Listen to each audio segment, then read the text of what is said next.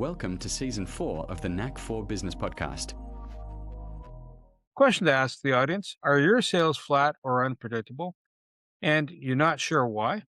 And that's what Darren will dig into on this episode. He'll talk about how to uncover what's really blocking growth, build the right sales process, and create a structure that drives consistent, predictable revenue. Our guest today is Darren Legault. He's a veteran sales leader with more than 25 years of experience guiding teams across Canada in industries ranging from physical security to distribution and manufacturing.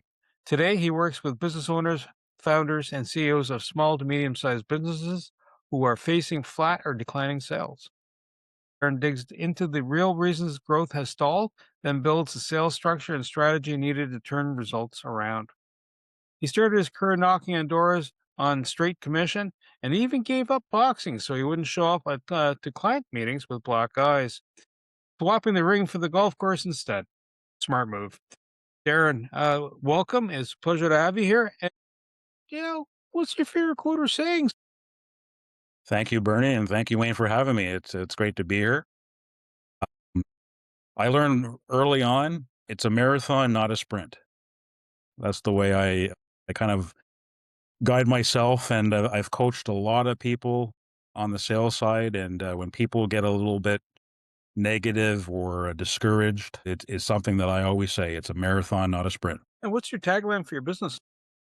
With sales acceleration, it's fractional sales leadership, full-time results. Very good.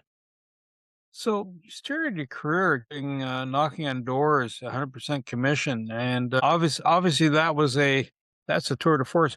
What were you selling? Yeah, I started my career selling security systems door to door, 100% commission. Uh, Much to the surprise of my dad after university. He says, you went to university, got a college degree, and now you're peddling things door to door. He wasn't that impressed, but it was a tremendous training ground. I learned a ton. Getting doors slammed in your face, rejection, working out in minus 40 to plus 40 degree weather, uncomfortable situations, and you just learn grit and perseverance. I didn't have much success at first, to be honest, and I was ready to quit on a number of occasions. But I had my manager come out with me, and he provided some tips, a little bit of coaching, and then slowly but surely I started booking more appointments and getting more sales, and I actually just started loving it. And I know that sounds weird when you talk about door-to-door sales, but I believed in the product that I was selling. First and foremost, I think that's really important. And I was selling security systems, so I was providing a solution that can potentially save someone's life or property. And like I said, it was just a really, really good training ground for me to start my sales career. So it like I said, it provided a lot of lessons, and I learned a ton from it. So was boxing happening at the same time too, or? Yes, yeah, I started boxing, well, geez, well over 30 years ago when I was a kid, and mainly for the training. I didn't do a heck of a lot of competition, but I did a lot of sparring, and as a result, you get the odd black eye and busted lip, and you just couldn't show up to customers' locations looking like that, right? So I decided to give it up. You got to be presentable. I didn't want to show up looking like I went a few rounds with Mike Tyson's. You could have said this was what happened to the last guy who said no. Yeah, yeah, that would have been a good way to respond to objections for sure. But and the thing with any sport, whether it's boxing, hockey, or anything else, it really shows you that in order to win, in order to succeed, you have to follow a process. You have to build a foundation, follow a process, and that's how I kind of got into my sales career by following that and following the program that got to me where I am today. What have you found from your coaching is one of the common reasons sales, small business hits a plateau? Well, every business is different, and every business has different needs. But there are a few things that I see that are common. First and foremost, business owners, small to medium size, they typically wear all the hats, right? They're involved in every aspect of the business, and they're stretched thin. They don't have time for and they're very good at their product and service, and they made some sales along the way, and they think, okay, well, that's how you do it.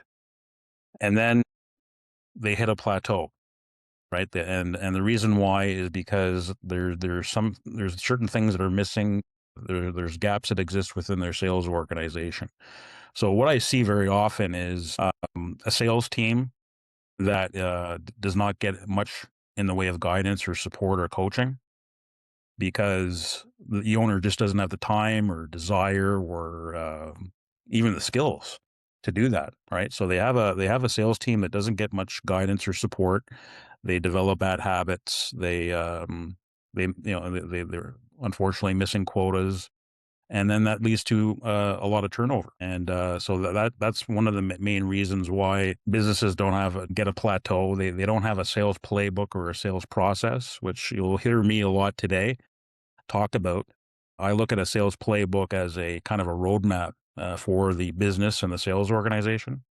And if you don't have that, then what you have is you have a sales team going in all kinds of different directions. So if you have a team of 4 or 5, you have 4 different messages. You've got 4 or 5 different ways of handling a lead, how to talk to customers and prospects, and that's not really a good ingredient for success. So a lack of a playbook is another thing that I see quite often. And surprisingly, a lot of businesses still don't use technology like a CRM, which is very surprising. And if they do use a CRM, they're not using it efficiently or the way they should be. And that, not having one as an owner, you don't have visibility across your business and sales. You don't know what your pipeline looks like. Very difficult to forecast when not knowing, what's going on with pipeline and funnels. And your sales reps aren't as efficient when you don't have that technology. So those are the usual things that I see when I talk to businesses, and I see that they're in a position where their sales are stagnant. Darren, I find people are all over the map in their knowledge of information and jargon. I certainly know what it is, but why don't you tell me what a CRM is? A CRM is a customer relationship management platform. I refer to a CRM as your command center for your business. So, people may have heard of software like Salesforce, HubSpot, Pipedrive. Those are probably the main ones that you've heard out there. And really, I look at it as a one-stop shop where you can have everything put into your CRM. So if you're a sales rep, you can put your calendar. You've got your all your accounts, all your leads, emails, calendar, and then based on all that information, revenue, pipeline, funnels, and that sort of thing, you can put together dashboards and reports. So as a manager or an owner, you can go into the CRM and get a very, very quick snapshot of what is happening with the business in terms of sales, what the funnel looks like, how are we doing, what do our win rates look like, what are the average deal sizes. So some very good information with some key metrics that are very, very important. And like I mentioned before, you can use this information to forecast and make investments in the future. So very, very important that you use a CRM. And like I mentioned before, the data, if we take a look at it, it's about 50% of businesses still don't use a CRM. So sales, usually when someone says sales, you think of a retail store and you're walking in, there's a clerk coming up. Obviously, that's not the same thing as walking into a dealership, and it's not the same thing from going to, I need to buy 2,000 feet of lumber or 2,000 feet of steel. How do you service all those different elements, or do you just particularly work on B2B side of the fence? Yeah, the vast majority of my customers are B2B. Typically, they're businesses who have been around for a little bit. They've built up a pretty successful business, but they've hit a plateau, and they're struggling to scale. So that's where most of my clients lie. I also work with early stage startups as well. I meet a lot of founders who need help, so I can help them. But the majority of my clients are B2B, typically over $4 million per year in annual revenue, up to about 50. And in terms of industry, I'm industry agnostic. So I work across all kinds of different industries, even though most of my experience has been in physical security and distribution. I've got cybersecurity, e-learning, construction, SaaS. So it runs the gamut of different industries. There's a term I hear a lot that I don't think is understood a lot called onboarding. Can you Mhm. tell me what you think it is and when it fails or when it succeeds? Onboarding is a topic that's near and dear to my heart. I'm telling you, most businesses fail at this. So onboarding really means how introduce a new hire into your organization. And the unfortunate reality is most businesses look at onboarding as a few days of product training, get your computer going, get your logons, and then okay, go out and sell. And unfortunately, that doesn't set up your new hire for success. It's like a sink or swim type of environment. So for me, onboarding, to me, it starts before the person's first day. I call it pre-boarding. So a company should send out a welcome package to the new hire, at least a week prior. Welcome to the organization, providing them a company overview, get their technology set up, key contacts, maybe even set them up with a mentor, and then have a very well-structured, at least 30-day onboarding program where the new hire knows exactly what they're doing each and every single day of the week. Because they're hesitant, they're nervous, there's some anxiety. So having a schedule and an agenda, knowing exactly what you're going to be doing, I think really helps the new hire, and it also helps all the different people within the company. The worst thing that can happen, and it's happened to me, is you show up on your first day and the person welcoming you doesn't even know you're supposed to be starting, right? Um, that's not the best way to handle that. So onboarding should be well structured, well planned. I totally understand that emergencies pop up, so you know you take into account those types of things. But onboarding should be well structured, planned, and it doesn't end. And it doesn't end after a week or 30 days. It's ongoing. You need to provide your new hire consistent coaching and guidance. And probably one of the most important things is setting expectations. Uh, Expectations should be communicated and extremely clear each and every day. And so if I have a new hire, I tell them this is what's expected of you this week. And then at the end of the week, we reconvene and we review and talk about any concerns or challenges that they have and make sure that we take care of it right away. So without a good onboarding program, you risk developing those poor habits that I mentioned, higher turnover, and that can lead to costly hiring mistakes. So, what are three good traits or good characteristics, and what are three bad characteristics for a salesperson? So, three good things, three bad things, three things to do, three things not to do.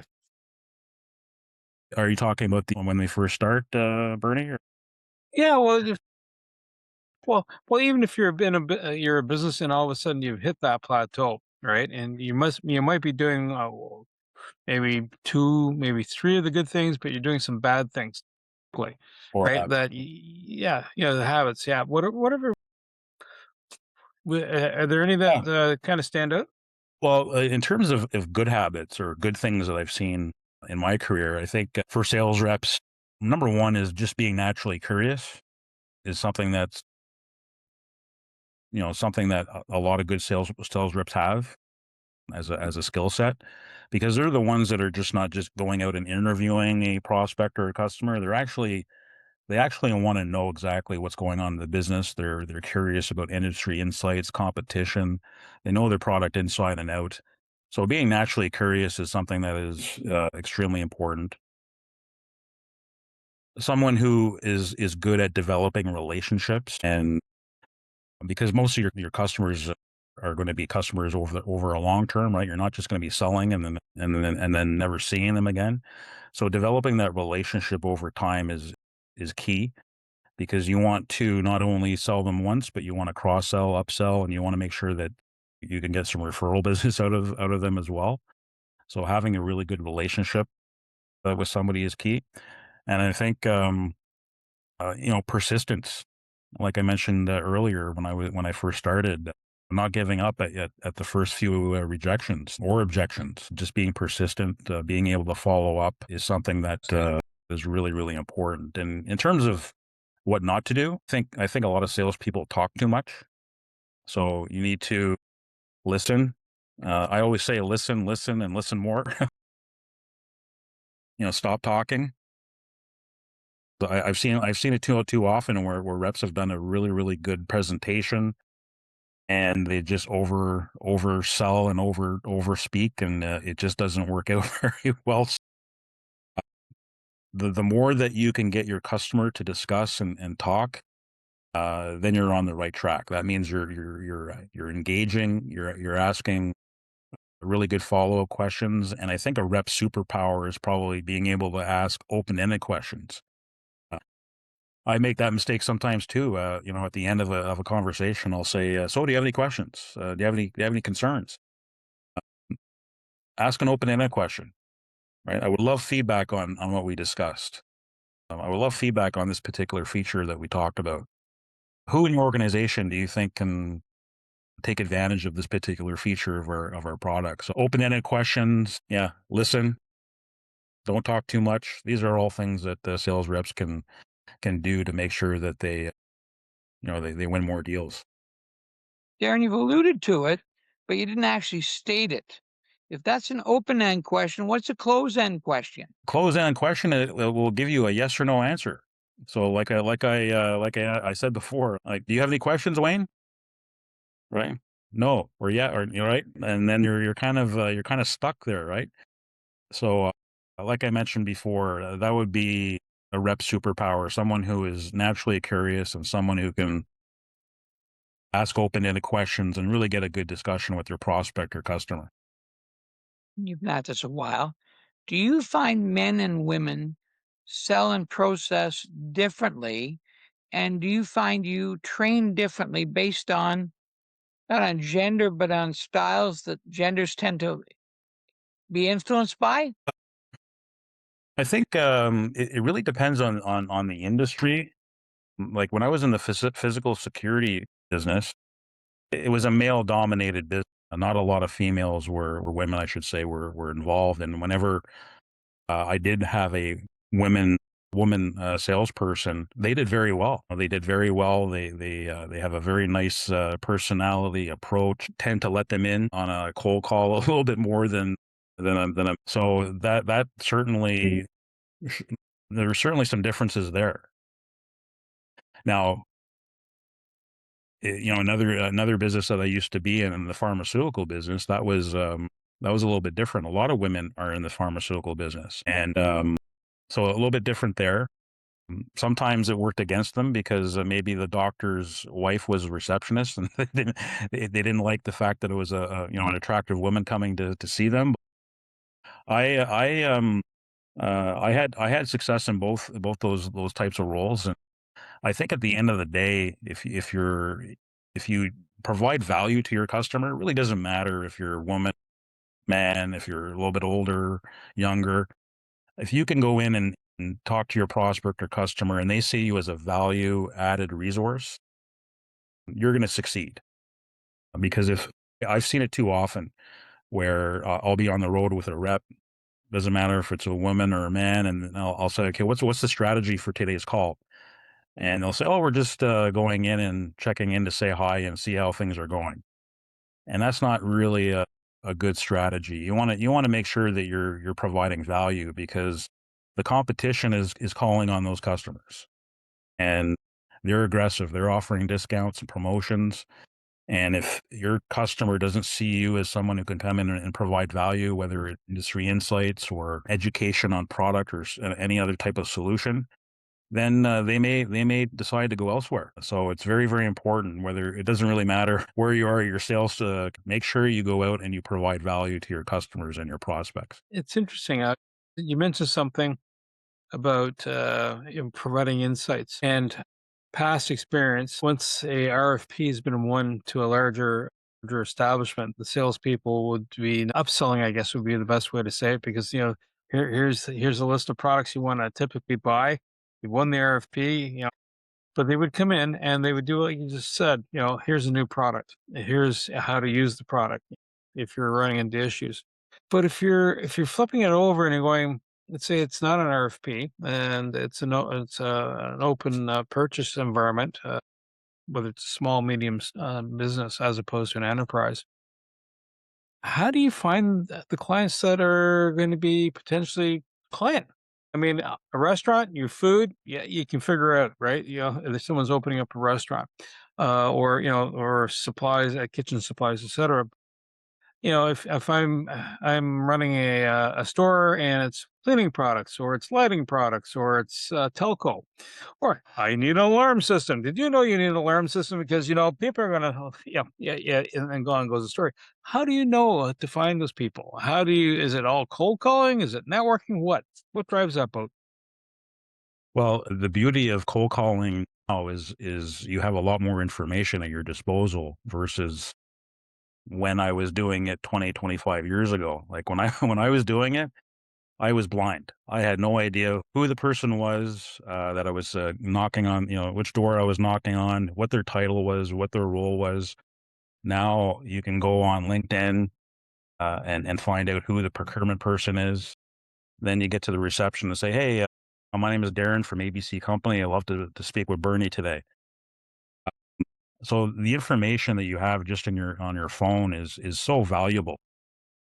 So there's a lot more information out there that you have, but also from a cold outreach perspective, it's got to be multi-channel. It's not just going out and physically knocking on doors or calling people on the phone. There's social media. There's different types of outreach on LinkedIn. There's something that I think I probably should have done more of, and that's networking, going to different networking events when I was younger. I didn't do much of that. Nowadays, I think I'm seeing a lot more account executives, different in-person networking events, online coffee chats, virtual coffees, making sure that you're meeting different referral partners out there. So if you're selling real estate, for example, you should have a referral partner that's an accountant, an insurance person, a lawyer, anybody, basically people who are playing in that same sandbox, right? Uh, Being members of different associations like the Chamber of Commerce, BNI, different peer groups, I think is really key. So finding those customers, I think, takes a multi-channel type of approach now versus the way we used to do things 25 years ago. Darren, you get a referred lead and you walk in and meet the people. Mhm. What's the first two questions you're trying to diagnose even before you're in the deep end? The first question I always asked was, "Why am I here? What brings me here today?" And that basically leads the conversation and the discussion. And based on their answers, I can then figure out what their pain points are, and figure out if I have a solution for them. Uh, Sometimes you don't have the solution, right? Sometimes it's not a good qualified lead. It could be something that is out of your space. So yeah, that's the first question I always ask: What brings me here? Why am I here? And then follow that up with a really good discussion. Find out their pain points, and then based on their pain points, you can develop a solution that can help them with their problems. Aside from going out the door, or networking, which is good because people get to know you, and you get to know them. You understand the wants and needs. Is there a tool or series of tools in behind that could tell you, cast your net over there? That's a uber rich environment. For example, if you're out here in the Canada area, and probably some areas in Manitic, all of a sudden you see a whole bunch of new houses going up. Builders putting it up, and if you're supplying the builder with stuff, you might want to knock on the door saying, "Hi, I've got X." Or once people move in, I've got an alarm system. Yeah. Howdy. How do you help refine where you cast the net for the most target-rich environment for the salesperson? I know that sounds really not a pretty way to say it, but how do you find your best fit for your customer, and the customer finds you because you know what they're going to have for a problem? Hmm. Well, that I think requires the heavy lifting when you're developing your sales playbook. So the mistake that a lot of businesses make is that they cast that net very wide. They've got a spray and pray approach. In fact, I was at a networking event last night where I met a founder of a new startup and interesting product. And I asked okay, so what is your ICP? What's your ideal customer profile? And they couldn't really articulate it. They had a really hard time answering that question. And I think that's really the first thing any business has to do. Like, you have to figure out what your ICP is. And you may have multiple ICPs, but figure out what your main ideal client profile is, what the buyer persona is, what your value proposition is. So that's part of our sales playbook. Our sales playbook is divided into 3 different segments. So you have sales strategy, sales methodology, and sales process. And sales strategy, that's where you map out your ICP and your value prop, what differentiates you from the competition, buyer personas, like I mentioned before. And that will enable you to figure out where those customers are from a cold outreach perspective, marketing, and that sort of thing. But like I mentioned before, the mistake is, okay, this is what I sell. I'm going to go try to sell to everyone, and that doesn't work. You really need to narrow it down and figure out who's the best kind of market that you can promote to, and then go that way. And then once you have that, then you build off of that, right? Your sales playbook, I look at it as an ongoing working document. So your ICP could change. You can decide to venture in a different market. A new competitor can venture into the new market, so you'll have to make some revisions to the playbook. The worst thing is to have a playbook and it sits on a desk somewhere collecting dust. You want to make sure that it's always evolving. People are always referring back to it. And then when you start making your first new hires from the sales team, during their onboarding, they can refer to the playbook. They hit the ground running. The onboarding process takes a little bit less time when you have a playbook, and you can get some really, really good wins when you have all that information in one spot. Once I worked in a couple of different size firms, and once I find they have both a sales department and a marketing department, it's great because they're natural enemies. The Mhm. marketing department believes the salesmen are all a bunch of lazy dogs, and the salesmen believe the marketers couldn't design a doodle on a bathroom wall. What's your Mm. take on integrating marketing and selling? It's so crucial to have that. If you have a siloed approach, it's not gonna work. Sales and marketing have to work together to to develop that go-to-market strategy and get to your end goal. Like I mentioned with the playbook, when I put together sales playbooks and I start talking about ICP and value proposition and what your story is, I work with marketing. If they have a marketing person or if they have a fractional marketing person, I'll work with them to develop that, because marketing is part of sales and sales is part of marketing. And I'll give you an example of a client that I worked with, which falls right into this conversation. This a business owner of a security company was looking to get more leads into the business. Sales were a little flat, so he wanted to get more leads. So he hired a marketing agency, and they came in and updated the website, did Google Ads, SEO, did all that sort of thing. And then after a little while, the owner became very, very frustrated because those leads weren't converting into sales. And very frustrated, was blaming marketing. You're not doing your job. And then I got connected with him, and within probably 10 to 15 minutes of my first discovery call, I can see exactly what was going on. They didn't have a sales process. They didn't have a sales playbook. What happened was, whenever the company received a lead, whether it be by website, phone, everything was funneled through the receptionist, and the receptionist would assign leads to different sales reps with no rhyme or reason. And then once the sales rep received the lead, there was no process in terms of follow up. They didn't have a CRM. So all these leads were falling into this black hole. So what I did was I went in and I said, look, it's not marketing's fault. Marketing has done their job. They're getting you leads. You're not set up to properly have them convert from a lead to a sale. So we put in a CRM for them. We put in a sales infrastructure, which included the playbook and the process that I've been talking about, and working with that marketing agent. So I work with them to develop the ICP and the value proposition. everyone working together so that everyone knows exactly what the end result should be. And then after just a few months, their win rates went up, their average deal size went up, sales grew, by about 15 to, between 15 and 18% in the first few months. And the owner was extremely satisfied. So just a very quick example and something that I see all the time where sales and marketing are not being, they're not working together, and it can cause some unfortunate and poor results. When people are engaged in sales, sometimes it's like, "Hi, here, buy my pony." "Oh, okay," and you buy the pony, or whatever the case might be. Is it one and done? You just turn on a light switch, or is it some sales you got to map out? Okay, we're interested.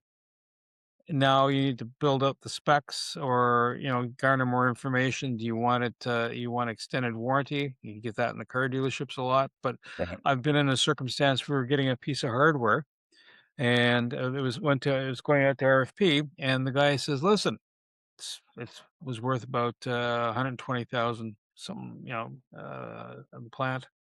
And he says, "For another 5K or 10K, we'll add on extended warranty." And then basically what was happening is they'd beef up the parts so it would Hmm. have a longer lifespan, right? So it wouldn't Right. fail. So the guy was honest about what was going on, as opposed to, here's another 5K, you can pay us and we'll come out and service it, or we'll just make sure it's beefier and lasts Mhm. longer. So that whole approach, if you're dealing with an RFP, is that something that it's one, obviously in an RFP process, it's never one and done. You have to answer the RFP. But two, when you have something that is, I want to buy the product, I'm doing comparison. How do you handle that process? How do you track it from the business side? And then how do you handle it as a salesperson? Well, I mean, it depends on what you're selling and the length of the sales cycle. And also when talking about, warranties and that sort of thing, that's typically embedded in a lot of compensation plans. So that's one area that I find compensation plans are often misaligned with businesses. They don't match the financial objectives of the company, and very often they don't incentivize the right behaviors. So if you're looking at a situation where you're getting oversold or extended warranties and that sort of thing, like I look back at some of my comp plans, that's basically how it worked. Like I would get a more of a bonus if I sold an extended warranty for an alarm system and guard service, and so sales reps will sell to their compensation plan all the time. So as a business, you need to make sure that the comp plan matches your financial objectives and the overall objectives of the organization. Um, and in terms of following that process, it's key to have that sales process embedded in somewhere, whether it's in your playbook or your CRM. So you've got your lead, whether it's a cold lead or a lead that's inbound. You qualify that lead, you do a discovery call, presentation, demo, and then you put in the proposal. And then, you won the proposal or not. There may be some negotiation involved. And then the key here is follow up, right?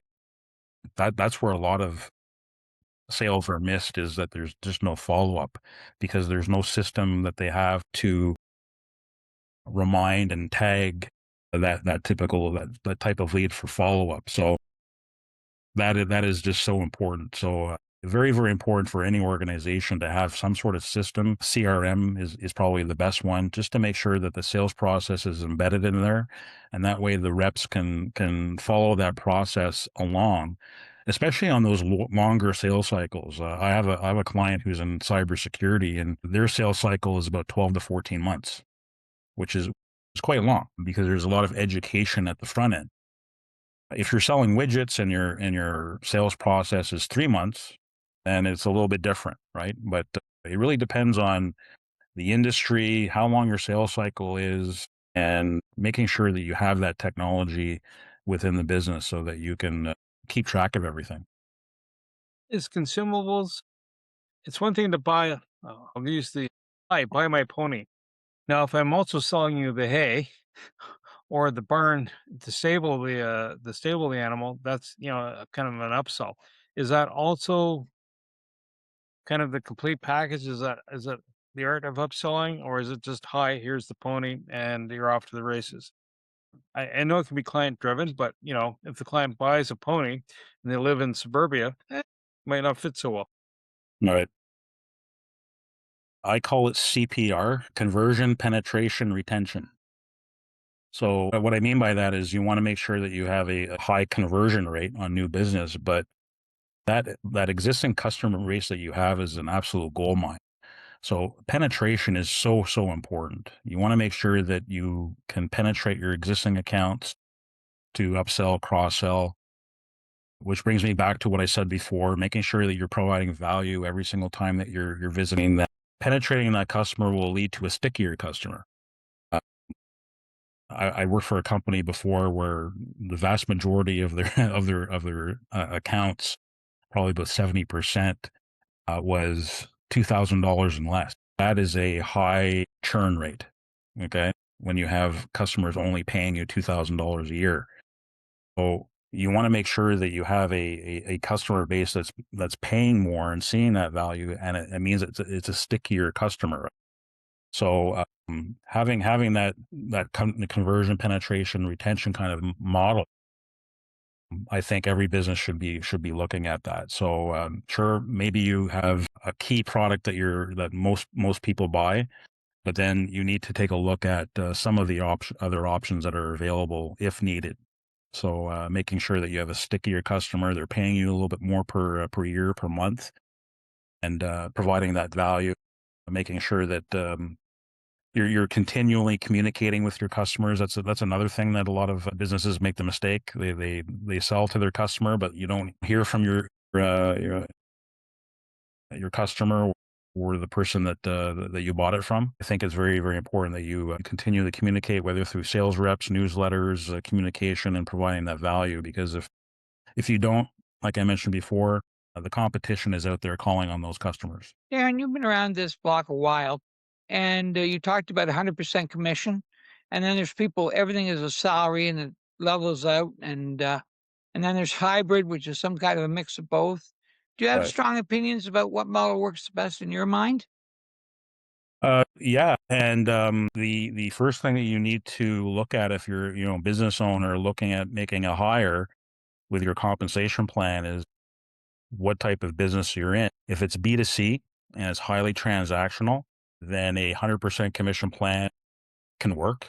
There's no question, but it does come with some drawback. First and foremost, it's high turnover, very difficult to find top talent at 100% commission. Recruiters that I speak with, they all tell me that it takes time, so you have to be patient. And some recruiters may not even take on that type of engagement because it's very difficult to find.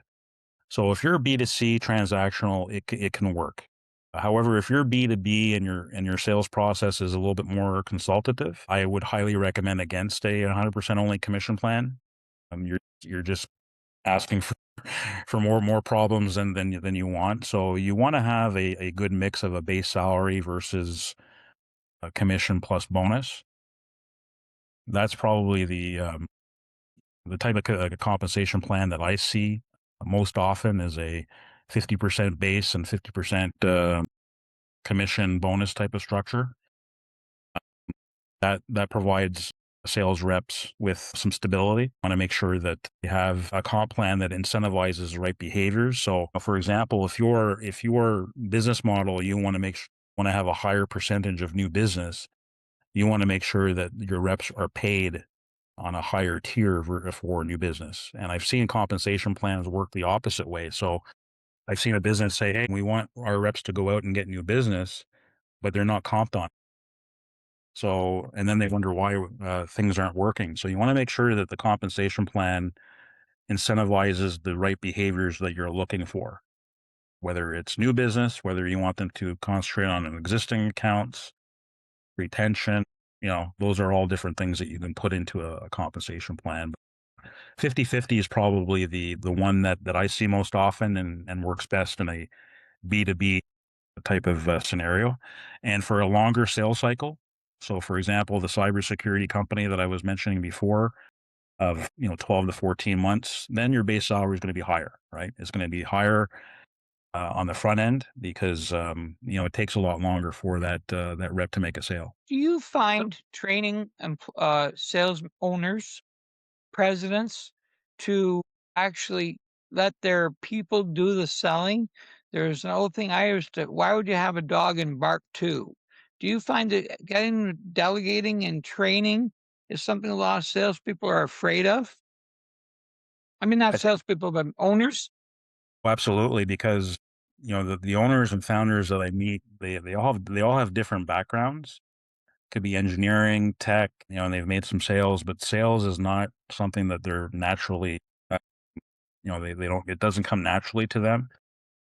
So the owners that I meet, they either don't have the time or the desire to do so, or the skill set to provide that coaching and training, and as a result, the sales reps are kind of left to their own devices, and they're forced to figure things out on their own. They develop the poor habits, and that, of course, leads to higher turnover because sales reps, they're in the field most of the time on their own, and they crave feedback. They want feedback. They want to know whether they're doing a good job or not. And if you're an owner who's leading a sales team, you need to be out there providing that coaching and guidance. And if you can't, then you do have some options. You can hire a full-time sales manager or director. You might want to get a sales trainer in, a fractional sales leader like myself, but you need to get somebody to come in and provide that coaching and guidance for your team, because if you're not providing that, then raw talent can only go so far. So, Darren, tell us a bit about sales acceleration. What's the scoop between you and sales acceleration? I spent over 25 years in the corporate world and learned a lot. And after many, many years of business travel, and I decided that I was going to venture out on my own. I still wanted to coach and I still wanted to work with business owners and help them out, but I really didn't know, what type of services I should be providing. And I really didn't have any idea of pricing and contracts and marketing. So I was introduced to Sales Acceleration, and it's a licensing agreement that I have with them. They provide me with all the resources and tools that I need to help me help my client. So I use Sales Acceleration for all my templates, and we also have very good affinity and productivity partners like HubSpot and Pipedrive for CRM, and then we've got some really cool AI partners. And the other thing that's really, really nice is that I can also lean on fellow advisors within the network. So if I'm at overcapacity, or if a client says, look, Darren, I absolutely need somebody who has experience in construction, and if I might not have it, I can refer that to another advisor that I know. So it's a really good network. Even though this is my own business, I have a tremendous amount of support with Sales Acceleration, and it's led me to kind of hit the ground running. I didn't have to spend months putting together a website and putting together marketing and my offerings. So it's been a really, really good partnership, and I absolutely love what I do. I wish I started this sooner. Darren, you're in Manticore I and am. we're meeting on Zoom. So in some ways that's global. Do you find your geography is happiest in Eastern Ontario? Do you work the world? Where do your clients find you and how? I have clients all over across Canada and into the US. It's funny, when I first started, I thought it would be primarily Ottawa, Eastern Ontario. It's a smaller world. It's a virtual world, as you said, Wayne. And yeah, I have clients all over the place, and people can find me on LinkedIn. Just search Darren Legault. There's not too many of us out there. Uh, Sales Acceleration. Legault at salesacceleration.com, and acceleration is spelled a little bit differently. It's XCELERATION. And my number is 613-858-1838. And send me a note if you're a business owner who is struggling with stagnant sales. I'd love to connect, see how I can help you. And I really appreciate you guys having me on today. Darren Legault, I want to say thank you so much for giving us great insight to understanding the sales. We've only scratched the surface because there's a lot more. As you're Sure. describing, going, hang on, I could ask these 10 other questions. So thank you for sharing with us. Wayne, as always, being a co-host, good to have you here. And you, the Knack for Business listeners, appreciate you also being here too. So sales are stuck, running slow. You've been running at it for a while or just starting out. Reach out to Darren. He can help get you spun up and in the right direction, getting your playbook ready for your sales and have your team aimed the right direction. To reach the podcast hosts, email them at info@creativeinsight.com or by the website creativeinsight.com, spelled KREATIVISIGHT.com. To reach Wayne at his email, wayne@motive8u.ca, that is MOTIVE, the numeral 8 and the letter u.ca, or his website, motive8u.ca. If you would like to be a guest on this podcast and share your knowledge, let us know. We would also appreciate your feedback on the content or format. Check the show notes for more details. For these podcasts, we like to acknowledge the support and thanks to the following people. Carl Richards from Podcast Solutions Made Simple, a renowned podcast expert. Fred Crouch, who is the Property Wizard podcaster, where Bernie is a co-host. Jovan Strika from At Hive, a co-working space that is more than just a space. Then Melanie Weber, Bernie's invaluable business partner, and Wayne Pratt from Motive8U Inc., who serves as both a coach and co-host of these podcasts. Disclaimer. Please note that the Knack for Business podcast episodes are meant solely for educational and general informational purposes. The information and opinions contained within are not intended to be professional advice on any subject matter. The thoughts, views, and opinions expressed by the participants are their own personal beliefs and do not represent the views of the podcast hosts or any affiliated organizations. It is important to note that this podcast is not a replacement for consulting with certified experts in your area who possess knowledge of your unique situation.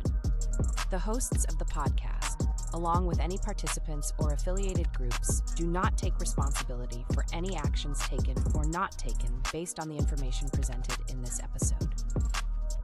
It is highly recommended that individuals seek guidance from their own personal advisors in fields such as accounting, law, or other pertinent areas prior to undertaking any actions or making decisions that may impact their financial, legal, or other aspects of life.